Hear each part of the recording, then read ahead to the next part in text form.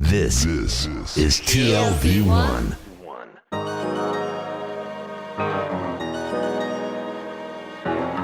The Tel Aviv Review.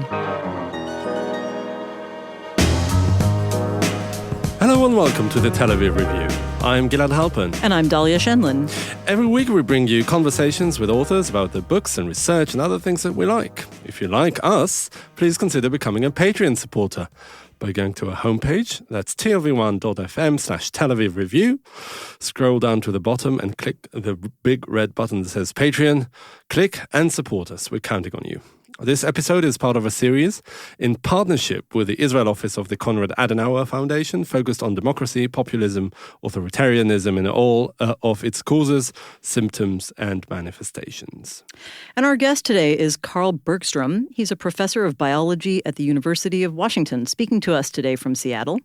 He's trained in evolutionary biology and mathematical population genetics, but he likes working across disciplines and integrating ideas across the span of the natural and social sciences. And lately, he has become very concerned with the spread of disinformation on social networks, very relevant to our topic. So together with Jevin West, he has co-authored a new book about how to identify and cope with misleading information in the age of information. It's called, and we're going to have to get used to saying this on the show, Calling Bullshit: The Art of Scepticism in a Data-Driven World, published by Alan Lane Penguin in 2020.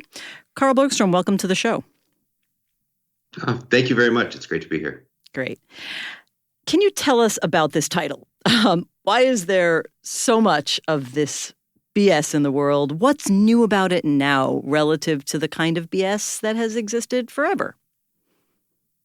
I think there's two things that are really very, very important in creating the information environment that we're struggling with right now.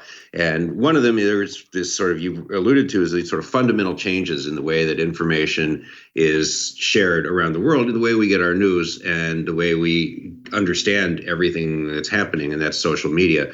And then the other, which we really focus on in the book, is the changing role of information in the form of quantitative data and statistics and facts and mathematical models and machine learning algorithms and all of that.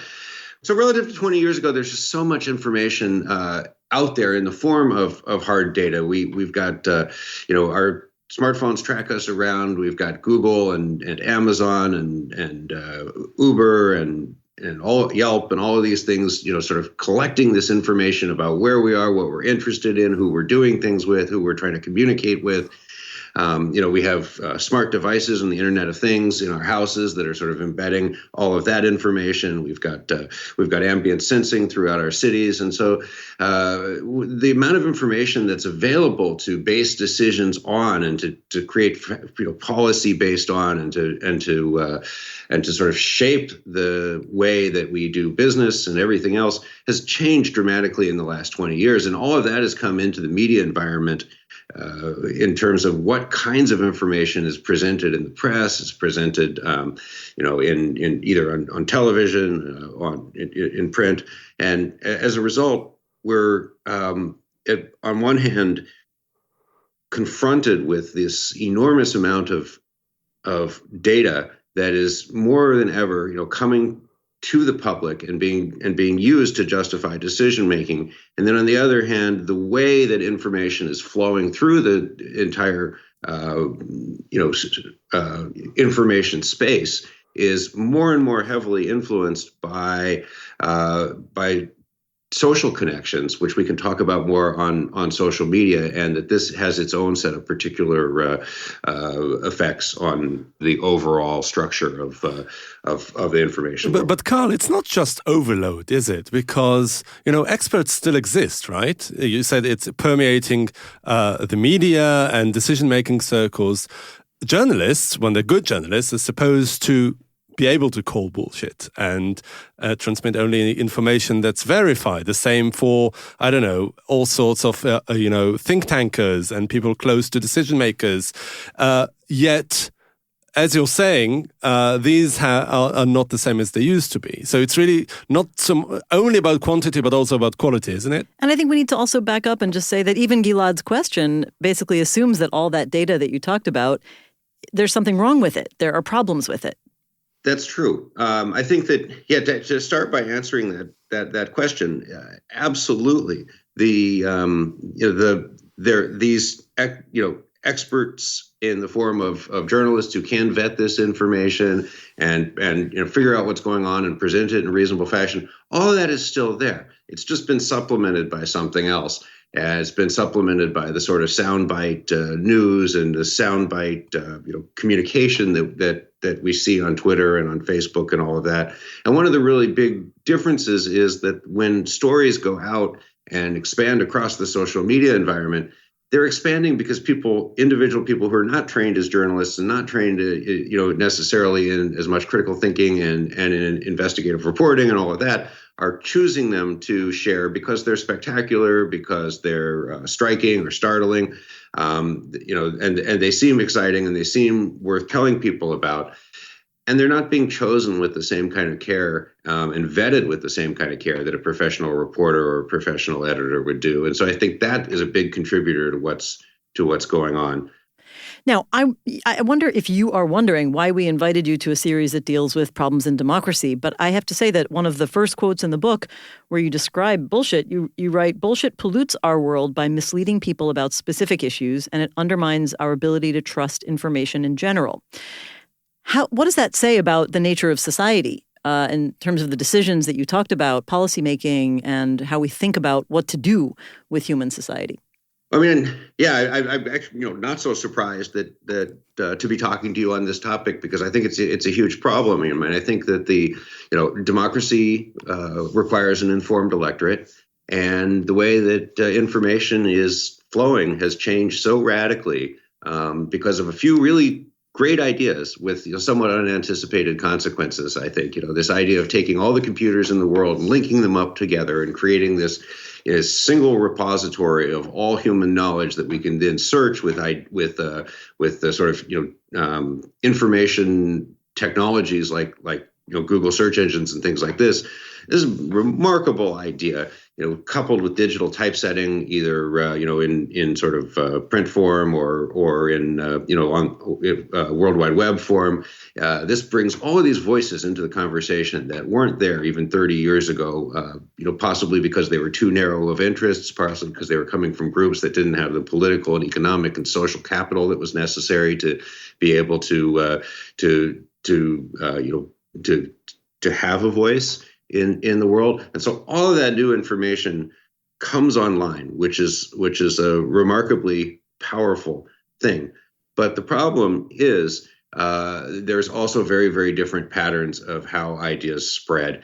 And it's very, very easy for ideas that are spectacular but not well vetted, misinformation, disinformation that's sort of deliberately targeted for that. The so-called fake news can take off across the internet and can spread exponentially on social media and can leave a huge fraction of the population believing things that aren't true in a way that we simply weren't vulnerable to 20 years ago. And so, there's been this sort of double-edged sword of the radical changes in information technology over the last 20 years. And I do think that's absolutely a challenge to democratic governance.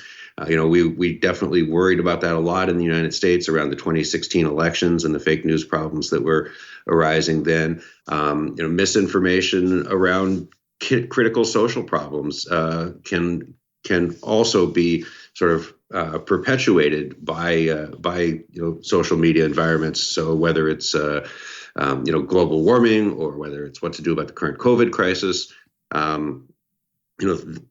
misleading news and misleading facts can get out there, or false facts can get out there and can spread. And you can create these sort of filter bubbles on the internet where you have unconnected groups of people that believe completely opposed things and have almost nothing in common. And as you start to move toward the point where you feel like you can't even talk to the other groups in your society, that's where the ability to have a functioning democracy starts to fall apart. The interesting thing about your book is that you are scientists, right? You yourself are a biologist, and you think and you write and you present the topic and you tackle it as scientists. Can you Tell us a bit how you think that your practices and perhaps your epistemology as a scientist are transferable to that realm of public affairs? Yeah, so I think, as scientists, one of the key things that we try to do when we see ideas, and particularly when we come up with ideas ourselves, is to try to break them. So you come up with this hypothesis, you've got a data set you're looking at, and some exciting pattern pops out, and you think, wow, this pattern could be leading me to a really important finding. You do a statistical analysis on that, and it's statistically significant, and you're really excited, and you could just rush that straight into print. And to be a good scientist, you absolutely have to not do that. What you have to do is you have to sit down and you have to say, can I possibly break this? Is there any way I can call bullshit on myself here? Is there anything that could possibly be giving me this pattern other than what I, I'm sort of hoping turns out to be my discovery?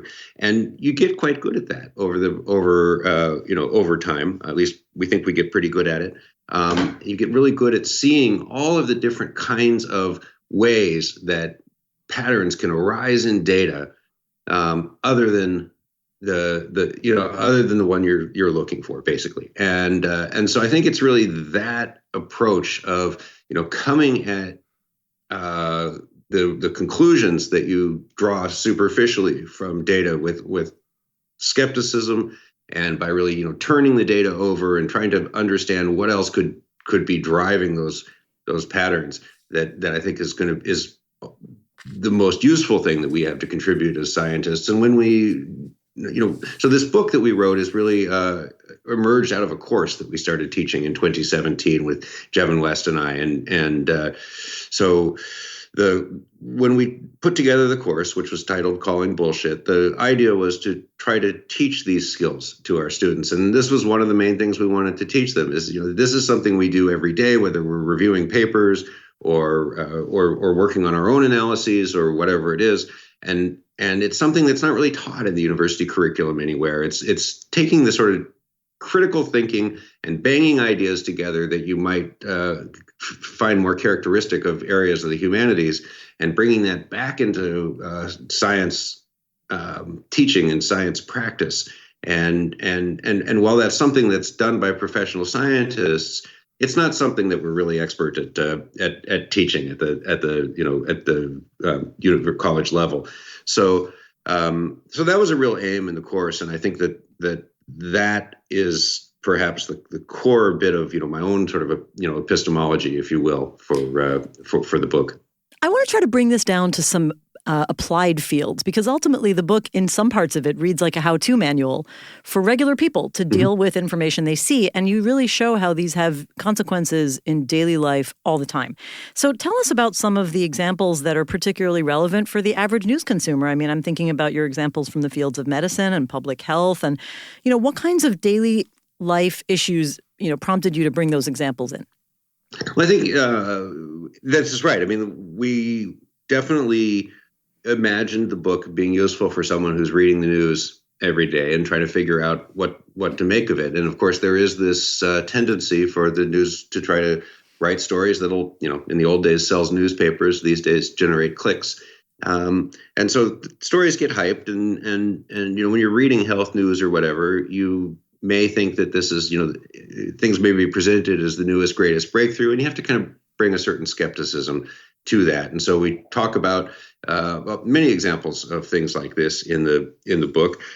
For example, one thing you can't do is leap immediately from observing a correlation to assuming that there's cause involved, and that you can make prescriptive suggestions from that. So we talk in the book about a large meta-analysis that found a relationship between exercise and avoiding cancer. And the more people exercise, the less they get cancer. And that's a correlation. And it was very clear in the scientific paper that the authors were saying this is only a correlation. We don't know that exercise is preventing cancer. We don't know that there's a causal relationship. But of course, in the media, this immediately gets presented as a causal story. So the headlines are all saying, want to avoid cancer?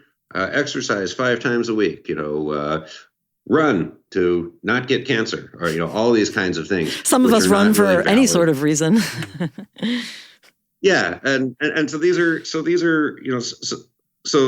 is one of the kinds of confusions that can arise as you move from the scientific literature through to the sort of public presentation of news stories.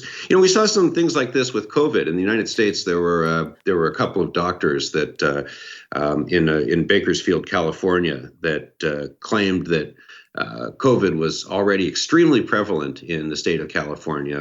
This was way back in April, I think, around then, and therefore had a very, very low death rate. And the reason they claimed this was they looked at all of the patients that came to the urgent care clinic that they owned and got tested for COVID. And they found that of the patients who came to their urgent care clinic and got tested for COVID, a relatively high fraction of them had COVID.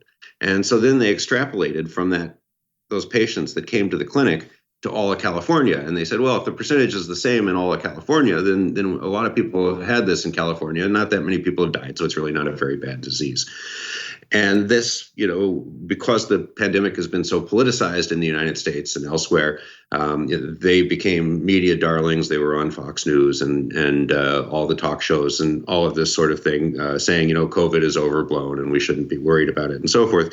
But they made a very, very obvious, very basic mistake that anyone could have seen through, which was that the sample that they were taking was not representative of the population that they were making inferences about. The people who go to an urgent care clinic during a pandemic are much more likely to actually have the disease than the population at large. And so they ended up with this massive overestimate of the prevalence of COVID within California.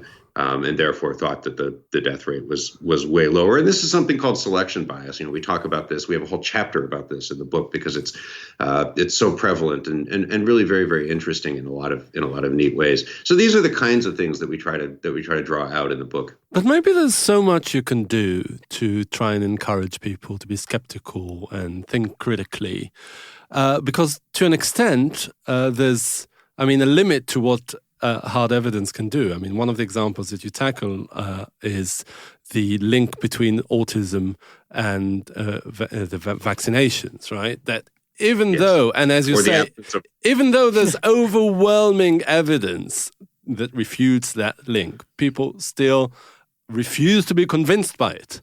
So what are we to do?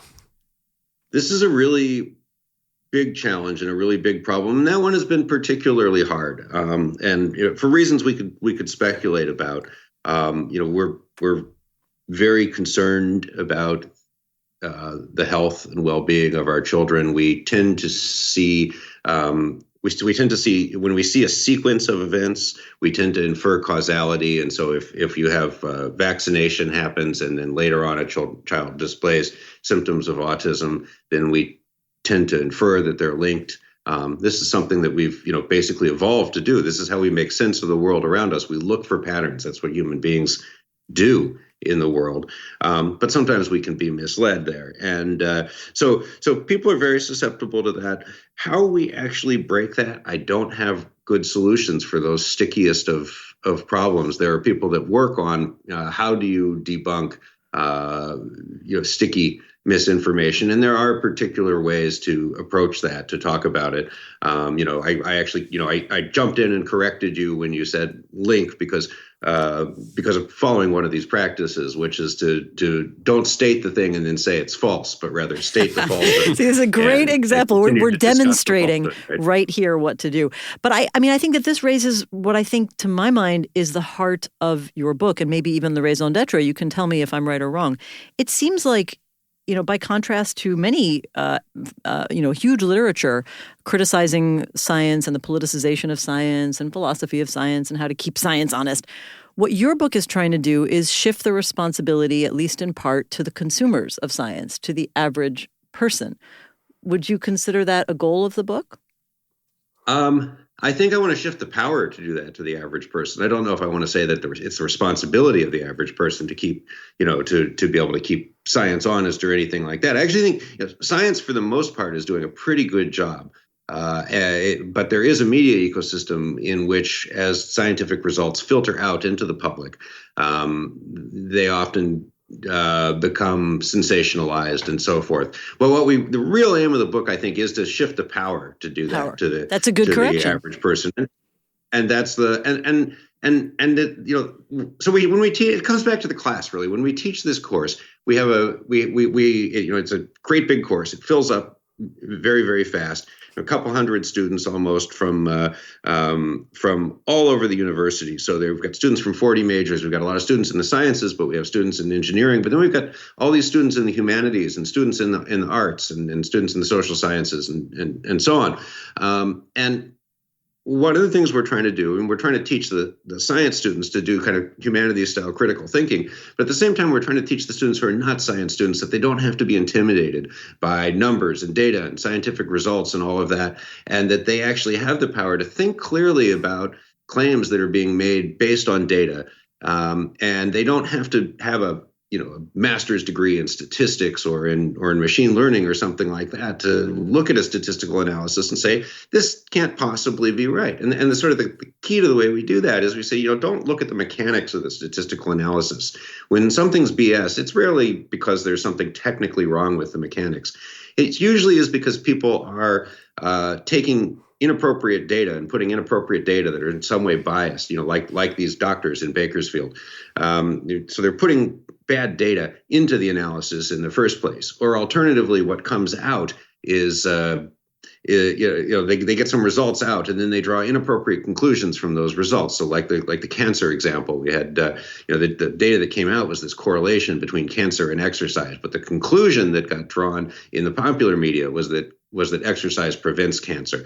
And these are things that you don't need to look at any of the technical details. You don't have to have any kind of particular specialist expertise to be able to see those and to be able to question the results and to sort of approach the world in a constructively skeptical way, which is really, really critical to us. The aim is very much not to create a world of people that are hardcore cynics and nihilists about getting at truth. The aim of the book is to show people that you actually have the ability to get to a truth that is out there for the finding. Yeah, it's quite a fine line, right? Because if you make them skeptical about everything, you can turn them also into anti-vaxxers if they think they have the power to debunk any information they don't like. What you're doing is a very positivist kind of approach and saying, you actually have the power to know the information. And we should probably mention this goes beyond science, too. You're not only talking about the natural sciences, you're also talking about social sciences and how to critique kind of information in general.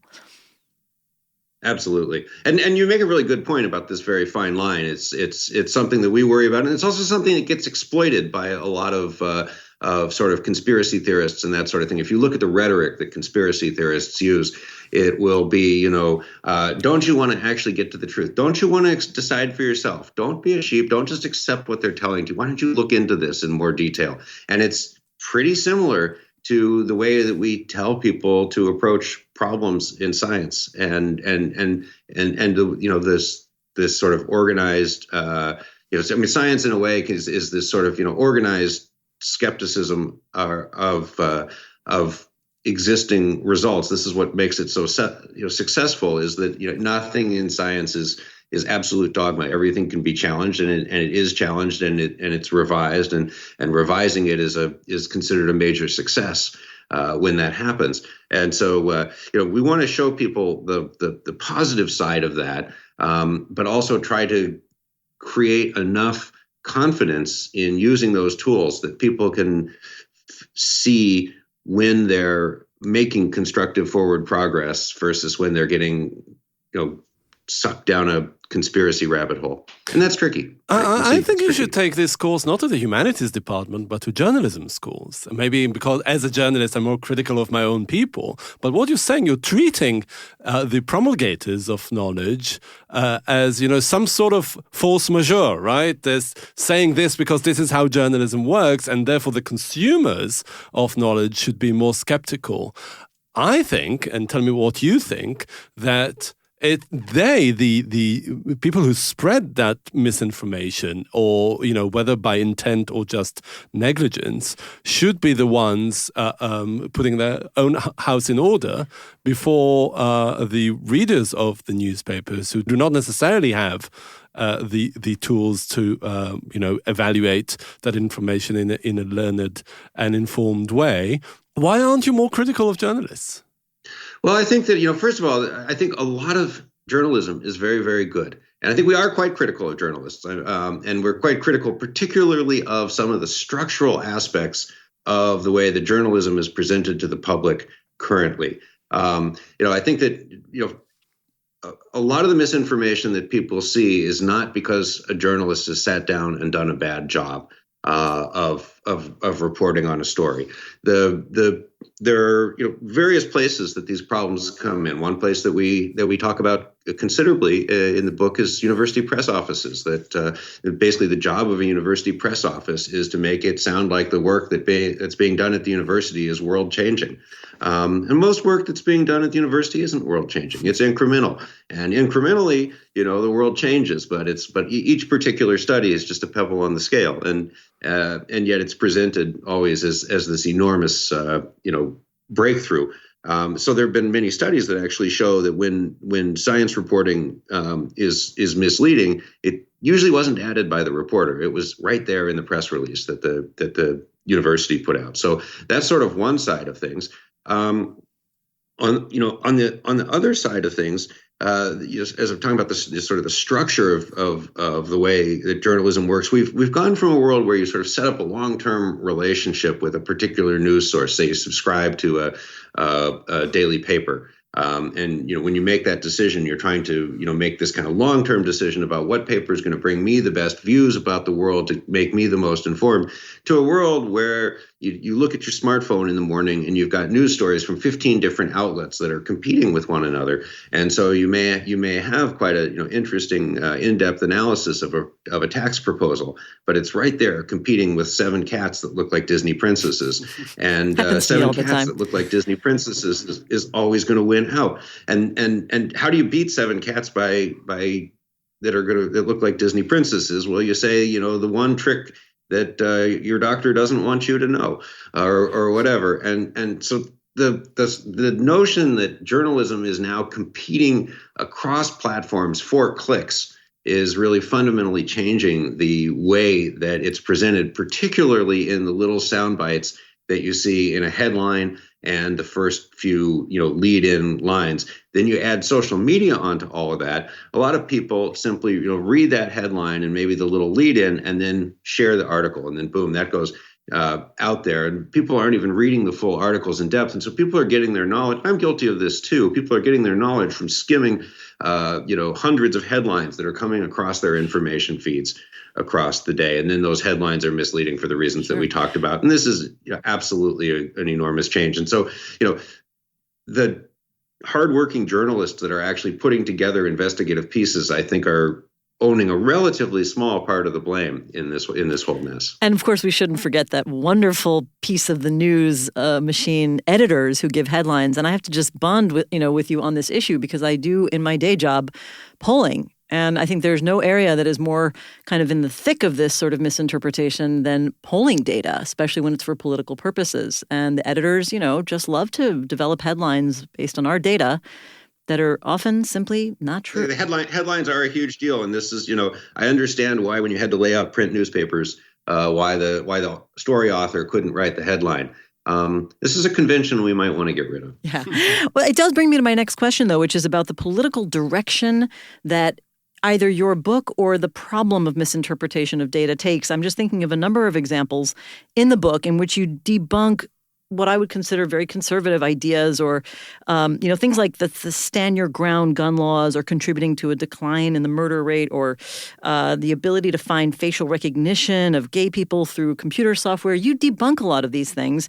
And I want to ask you if that's because you think reality, as somebody famously said, has a liberal bias, or do you authors have a liberal bias in your mission?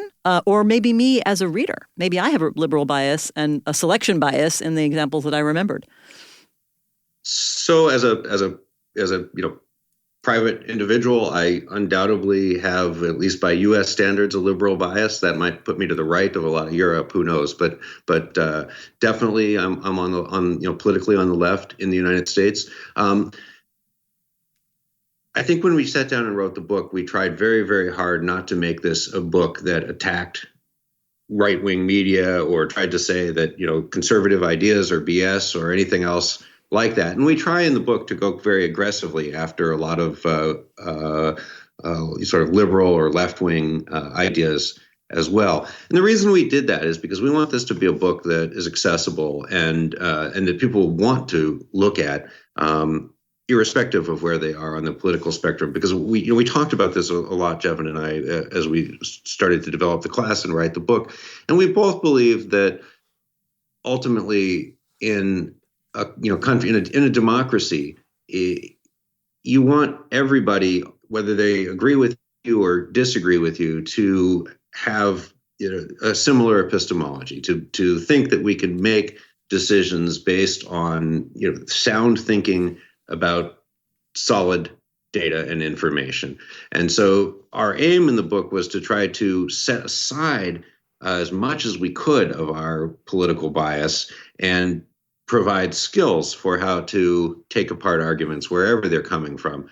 Like we say, this is not a soapbox from which we get to call bullshit on things we don't like. It's a chance for us to teach you how to call bullshit on things that you think are incorrect. And while of course I have my own political views and all of that, I really tried hard not to use the book as a vehicle for attacking one political movement or another. And I didn't want to suggest that that's what you did, but clearly out of the three options for how to interpret your book, I'm the one who had a selective memory bias. So the blame is on Daniel. The blame is on me. Yes. But I think that you rise to that. I think there are differences in the degree of misinformation that we see on different sides of the political spectrum, right? I mean, I think there are a number of studies have shown that conservative Americans share more fake news than liberal Americans, and so on. And so, we have television stations here, Fox News, that really present a pretty steady stream of solid examples for the book. And, I had to force myself to read stuff on the far left as well to kind of try to come up with, countervailing examples there. But, we have ones, there's one example in the book where we talk about how NBC News had this, sent out this tweet about how, this was right after Trump had been elected. And it said, right after Trump had been elected, international applications at universities are down 40%. And it's just like, wow, that's an enormous number to happen so quickly. It doesn't seem right. And so one of the key messages we have, in the course and in the book is, when you see something that seems too good or too bad to be true, it probably is, and you should dig back to the source. So going back from the tweet to the article, you look at the article, and the article doesn't say that they're down 40%. It says they're down at 40% of the schools. It's still kind of bad. So the article then links to a technical, it doesn't link, it mentions a technical report, which I was able to dig up. I dug up the technical report and look at the technical report, and the technical report says, international applications were down at 39% of the schools, but they were up at 35% of the schools. So in other we're words, laughing, but that's yeah. This is the confirmation bias thing, right? We're all so susceptible to this. You see a figure, you maybe you don't like Trump, and you see this figure, and you say, and he's talking this kind of xenophobic stuff, and you see this figure, you say, wow, applications are down 40%, and you say, yeah, that's right. Yeah, that guy is really screwing everything up. But it's really to challenge, one of the messages of the book is to challenge the ideas that confirm your own preconceptions as aggressively as the ideas that challenge them. And I really do think these are lessons that the average consumer of either side of the political divide really can take with him or her and be empowered by them. Professor Carl Bergstrom, thank you so much for speaking to us. It was a pleasure. I really enjoyed the talk. And just to remind listeners, we've been talking about your book, Calling Bullshit, The Art of Scepticism in a Data-Driven World. I should also mention that you're a real warrior in a good way on Twitter. People can follow you and hear your analysis of information. No fake news, though. That's right. Thanks also Great. Thank you. thanks also to Itai Shelem, our producer, and once again to the Israel office of the Konrad Adenauer Foundation for their partnership and support for this series. Now, a request: many or most of you listen to us on the Apple Podcasts app, and we'd like to ask you to please consider writing us a review. Use all of your critical thinking skills when you do so. You too can support us by going to our website, tlv1.fm/Tel Aviv Review, and subscribing on our Patreon campaign. Check out the archive with nearly 600 interviews. If not more. If not more. Like us on Facebook, follow me and Gilad on Twitter, and join us again next week for another edition of the Tel Aviv Review. And until then, goodbye.